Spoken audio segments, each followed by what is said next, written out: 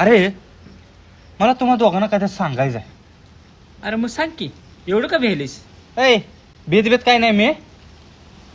अरे काय असेल ते सांगून टाक. विचारायला कशाला लागलास तू आम्हाला? मला तुम्हा दोघांना श्रावणीविषयी काहीतरी बोलायचं आहे. नेमका काय विषय काय तुझा? अरे सागऱ्या, तुम्ही दोघांनी तर तुमचा विषय क्लोज केलता ना, मग आता असं काय झालं? होय, विषय तर क्लोज करायचा होता, पण मी या गोष्टीवर नीट विचार केला. मी कुठं चुकतोय आणि नेहमी माझीच चुकी आहे आणि मीच त्यासोबत भांडत आलोय. हे बघ, आता विचार काय करू नकोस. झाला गेला विषय संपलाय सगळा. आता एखादी दुसरी मुलगी बघ, लगीन करून टाक. नको ते श्रावणीच्या फंदात पडू.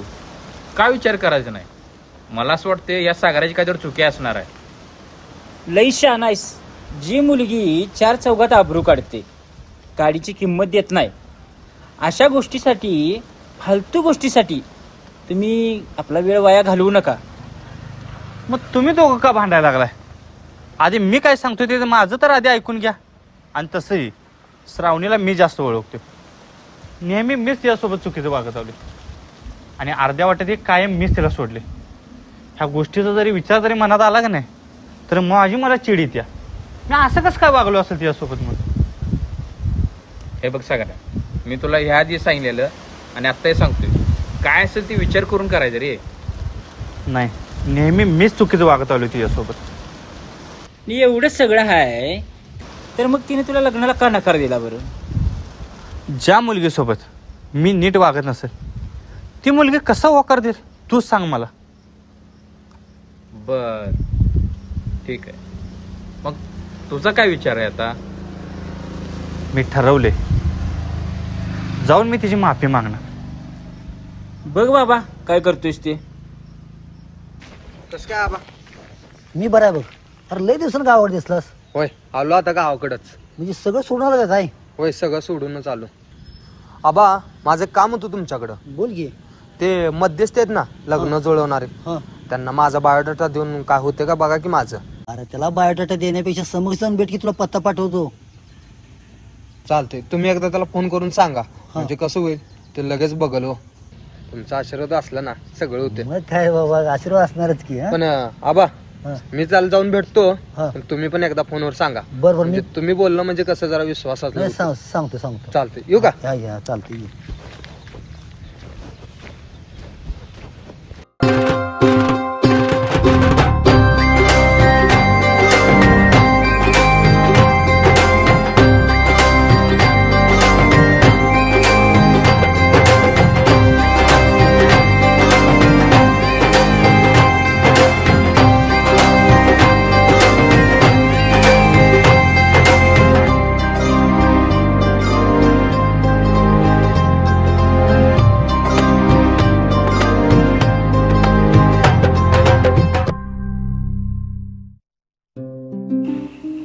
वाव, किती सुंदर ठिकाण आहे.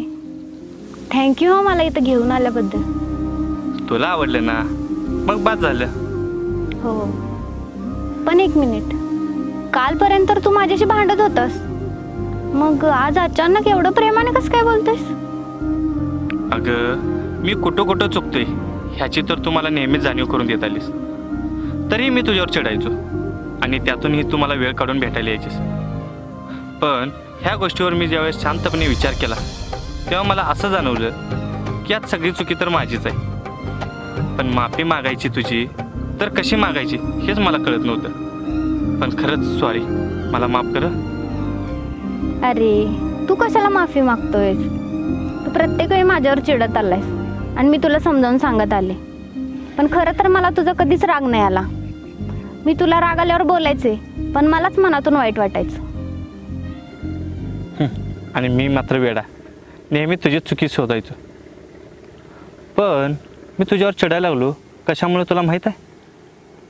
हो माहिती आहे की, मी तुला लग्नाला नकार दिला म्हणूनच ना. हो, पण तू नकार का दिलीस? कारण तुला माझी किंमत कळावी म्हणून. तुला काय वाटलं मला चांगली नोकरी लागली म्हणून मी तुला विसरेन का? तर मला पगार जास्त आहे आणि माझ्या नजरेत तुझी किंमत कमी झाली, पण असं खरं तर काहीच नाहीये. तू ना अजून मला नीट ओळखलाच नाही. प्रत्येक वेळी मीच तुझ्यासोबत वाईट वागायचो, पण परिस्थिती अशी होती की मला तुझ्यासोबत असं वागावं लागलं. पण इथून पुढे मी तुझ्यासोबत असं वागणार नाही. हो का? बघू की. तेव्हा जर लग्नाला होकार दिला असतास तर आता लग्न करून आपण निवांत राहिलो असतो की नाही, आणि असं लपून छपून पण भेटायची पण आपल्यावर वेळ आली नसती. लग्नावरून आठवलं, तू तर आज ती दुसरी मुलगी बघायला जाणार होतास ना? आई ग, माझ्या लक्षातच नाही आलं. अगं आज दुपारी मला मुलगी बघायला जायचं आहे ते. अरे वा, म्हणजे इकडे मला भेटायला पण घेऊन आलायस आणि तिकडे मुलगी बघायला पण जाणार होतास? अगं ते आधीपासूनच ठरलं होतं, त्यामुळे जावं तर लागणार ना आता. होय का? मग जाणार आहेस का आता? मुलगी बघायला तर जावं लागणारच, आणि थोडीच मी तिच्यासोबत लग्न करून येणार आहे. तू पोरीच बघत बस. इथं कॅडबरी असताना ना तुला चॉकलेट खायची सवय लागली. बस. अगं ऐक तर. अगं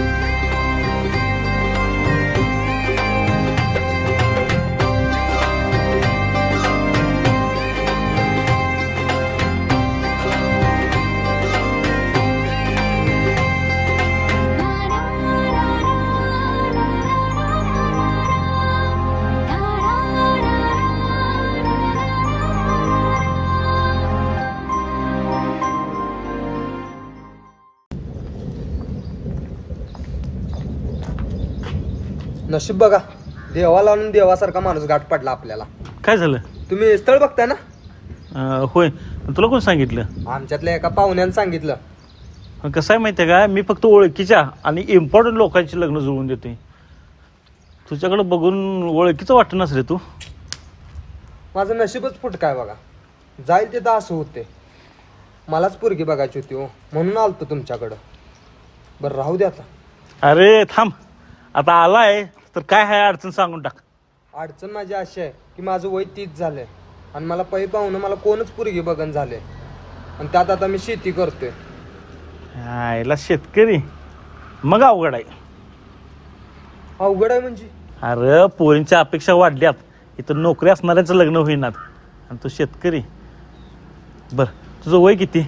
वय आता 30 आहे. मग तर लय अवघड गाड्या. हो काय तर करा की राव. माझी काय अपेक्षा नाही, काळी असली तरी चालत्या, फक्त माझं लगीन होणं गरजेचं आहे मला. बर मी बघतो काहीतरी, पण माझा चार्ज लय मोठा आहे बरं का. हो लगीन होत असेल तर देऊया की चार्ज, त्याला काय. बायोडाट्याचं 500 आणि लग्न ठरलं की 40,000 रुपये. जमते का? मग लागतो का आम्हाला? हो का? माझं लगीन झालं तर 40 काय 45 देतो, पण लगीन व्हायला पाहिजे बाबा. हा मग असं कर, 2,000 ॲडव्हान्स मार, लगेच लागतो का आम्हाला? आबाकडे नंबर आहे ना तुमचा? होय होय त्यांच्याकडे घेऊन तुम्हाला मारतो पैसे. चालते की. पण माझं लगीन होईल ना? अहो 100%. बघा तुमच्या विश्वासावर. होय शेवटला 030316 आहे, लगेच मारा 2,000 रुपये. चालते. येऊ काय? हा चालते या की. आईला देवाच्या दारात 2,000 रुपये. ओके.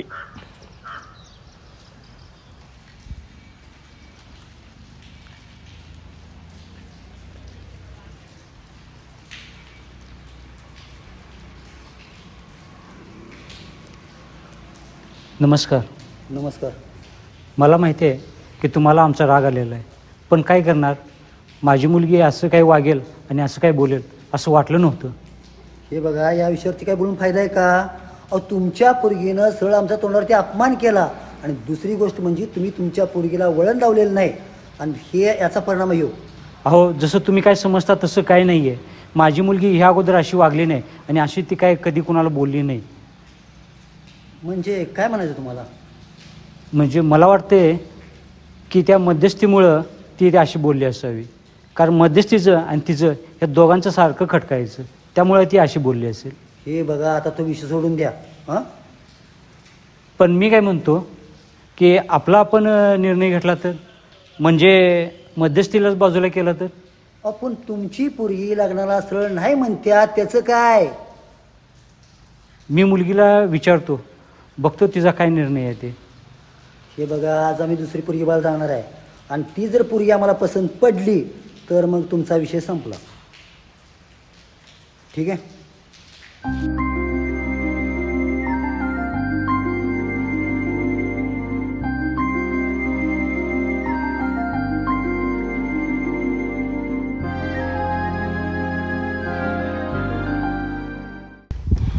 करणार आहेस? मुलगी बघायला जाणार आहेस की नाही? आता घरातल्यानंतर सगळी तयारी केली आहे आणि दीदीला पण सांगितले. दीदी पण येणार आहे, मग जावं तर लागणार ना मला आता. आणि तुला मुलगी पसंत आली म्हणजे? मी तिला नाही म्हणून सांगेन. आणि तिला तू पसंत पडलास मग तर? तिला खरं खरं सांगायचं, मला पुण्यातला पगार 12,000 होता, तिथं राहून परवडत नाही, मी जॉब सोडणार आणि गावाकडे येणार आहे म्हणून. आणि तरी पण ती होय बोलली म्हणजे? मग काय आपल्या दोघांविषयी सांगायचं मग.